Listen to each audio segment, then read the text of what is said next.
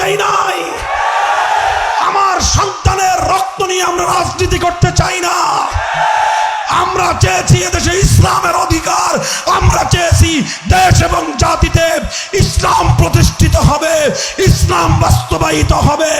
এই প্রশ্নে কারোর সঙ্গে আপোষ নাই। বাংলার মাটিতে দাঁড়িয়ে ওপেন হাজার হাজার লাখো জনতার এই মহা জনসমুদ্রকে সাক্ষী রেখে বলতে পারি, আমরা সুবহানাল্লাহ বলতে বলতে পালিয়ে যাই নাই। আমরা সুবহানাল্লাহ বলতে বলতে গোটা বাংলাদেশে আমরা ছড়িয়ে পড়েছিলাম। আমাদেরকে বলেছিলাম ঘর থেকে বের হতে দেবে না। আমরা বলেছিলাম আমরা ঘরে থাকবো, তোমরা থাকতে পারবে না। আজ 55,000 বর্গ মাইলের কোথাও বাটি চালান দিয়ে তোমাদের খুঁজে পাওয়া যায় না।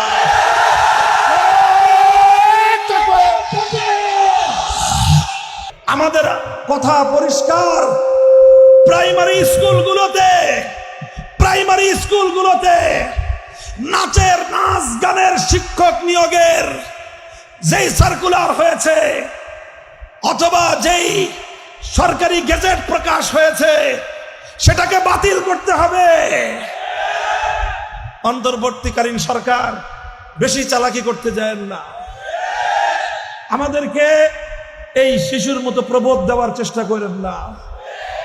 আপনারা আবার বলে দিলেন আমাদের একজন ধর্ম উপদেষ্টা আছেন, আমাদের লোক, শ্রদ্ধাভাজন লোক, বাংলাদেশের অন্যতম শীর্ষ আলেম, তিনি একজন মুহাদ্দিস, ইসলামিক স্কলার।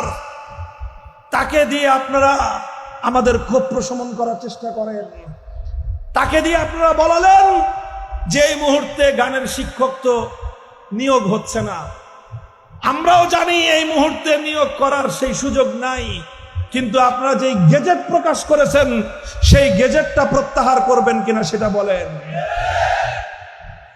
আপনারা গানের শিক্ষক নিয়োগের গেজেট প্রকাশ করতে পারেন, আমাদের কলিজার টুকরা আল কোরআন এবং ইসলামের ধর্ম শিক্ষক নিয়োগের গেজেট প্রকাশ করতে আপনাদের হাতের মধ্যে তখন পায়খানার কুলু পেটে বসে। কাকে খুশি করার জন্য বাংলাদেশের মন্ত্রণালয় পরিচালনা করেন? এদেশের গানের শিক্ষার বইয়ের নামে সমস্ত শিরকি হিন্দুদের মূর্তির ছবি দিয়ে আমাদের কোমলমতি ছেলে মেয়েদেরকে প্রাইমারি স্কুল এবং হাই স্কুলে শিরক এবং হিন্দুত্ববাদ দিয়ে দীক্ষিত করার পায়তারা চালাবেন। আমার মুসলমান সন্তানের ঈমান হরণ করবার চেষ্টা করবেন, আর আমরা মুখে আঙুল দিয়ে চুষবো। আমাদেরকে এতটা অকর্মণ্য ভাবলে ভুল করবেন। মনে রাখবেন, প্রাইমারি স্কুলে ধর্ম শিক্ষক নিয়োগ দেওয়ার এজেন্ডা নিয়ে বাংলাদেশে বড় ধরনের কোনো দুর্ঘটনাও ঘটতে পারে।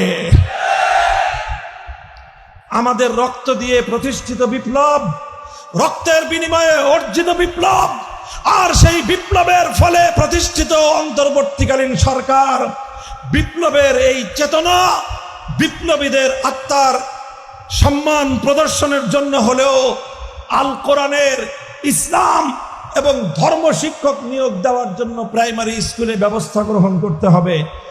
কথা বলেন ঠিক না বেঠিক?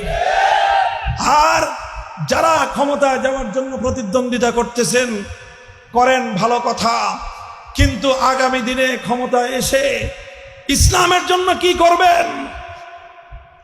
যারা আল্লাহর নবীকে, আল্লাহর কোরআনকে যারা কটাক্ষ করে তাদের ব্যাপারে কি শাস্তিমূলক ব্যবস্থা গ্রহণ করবেন তার প্রতিশ্রুতি জাতির সামনে আগে দিতে হবে। সেগুলো আগে পরিষ্কার করেন, তারপরে দেন দরবার হবে। কথা বলেন ঠিক না বেঠিক? আমির হেফাজত আল্লামা শাহ মুহিবুল্লাহ বাবুনগরীর হাফিজাহুল্লাহ তাআলা ওয়া রাহ, তিনি তার সর্বোচ্চ অভিভাবকত্বের জায়গা থেকে বিভিন্ন দল মতকে, বিভিন্ন রাজনৈতিক শক্তিকে উপদেশ দিয়ে থাকেন। ওনার উপদেশ মানবার চেষ্টা করেন।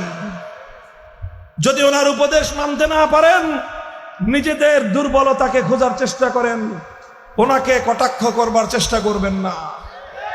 মনে রাখবেন, আল্লামা মুহিবুল্লাহ বাবুনগরী সেই ব্যক্তিত্ব, আওয়ামী বর্বরতার তুফানের সময় যিনি একা রাজপথে বুক টান করে দাঁড়িয়ে গিয়েছিলেন, তিনি আমাদের মাথার উপর বটবৃক্ষ হিসেবে আছেন। তার অসম্মান হেফাজতে ইসলামের অসম্মান।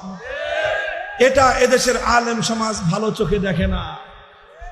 যার যার বার্তা, সবাইকে আমি আমার বার্তা পরিষ্কার করে দিলাম। আমাদের বার্তাগুলো নিয়ে ভালোভাবে আপনারা অ্যানালাইসিস করেন। এদেশের আলেম সমাজের হৃদয়ের কথা অনুধাবন করার চেষ্টা করেন। আমরা পরিষ্কার বার্তা দিয়ে যাই, 2024-এর বিপ্লব এদেশের আগামী দিনে ইসলামী রাষ্ট্র প্রতিষ্ঠার প্রাথমিক বুনিয়াদ গড়ে দিয়েছে। এরপরের যে বিপ্লব হবে, এরপরের যে অভ্যুত্থান হবে, সেই অভ্যুত্থান, সেই বিপ্লবের পর এদেশের বাংলাদেশ হবে ইসলামের বাংলাদেশ, খেলাফতের বাংলাদেশ। মুহতারাম হাজিরিন, আমি সমসাময়িক প্রসঙ্গগুলো নিয়ে হেফাজতে ইসলাম বাংলাদেশের ইতিহাস, অবদান এবং হেফাজতে ইসলামের মৌলিক দাবিগুলো নিয়ে আপনাদের সামনে কথা বললাম। শেরপুর জেলা হেফাজতে ইসলাম বাংলাদেশ এই সকল মত এবং পথের আলেম ওলামা, ধর্মপ্রাণ মুসলমানদেরকে আপনারা সংঘবদ্ধ রাখবেন। আমাদের কায়েদে মিল্লাত আল্লামা জুনায়েদ বাবুনগরী রহমতুল্লাহ আলাইহি একটা কথা বলেছিলেন। উনি বলেছিলেন, এদেশের প্রত্যেকটি মসজিদের সকল মুসল্লি হেফাজতে ইসলামের নেতা কর্মী। যারা নামাজি তারাই হেফাজতের নেতা কর্মী। এর বাইরে হেফাজতে ইসলামের নেতা কর্মীর আলাদা কোনো তালিকা নাই।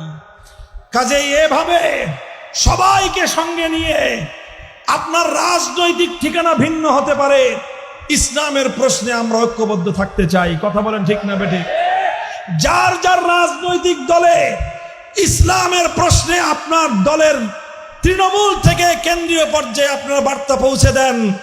দলের কেন্দ্রীয় নেতৃত্ব যদি ইসলামের পথে না থাকে, ইসলামের পক্ষে না থাকে, তাহলে তৃণমূল কেন্দ্রীয় নেতৃত্বের সাথে থাকবে না। ইনশাআল্লাহ, ইনশাআল্লাহ আগামীর বাংলাদেশ হবে। সবাই বলেন আগামীর বাংলাদেশ হবে। আগামীর বাংলাদেশ খেলাফতের বাংলাদেশ। নাসরুম মিনাল্লাহি ওয়া ফাতহুন করিব। ওয়া আখিরু দাওয়ানা আলহামদুলিল্লাহি রাব্বিল আলামিন। আসসালামু আলাইকুম ওয়া রাহমাতুল্লাহ।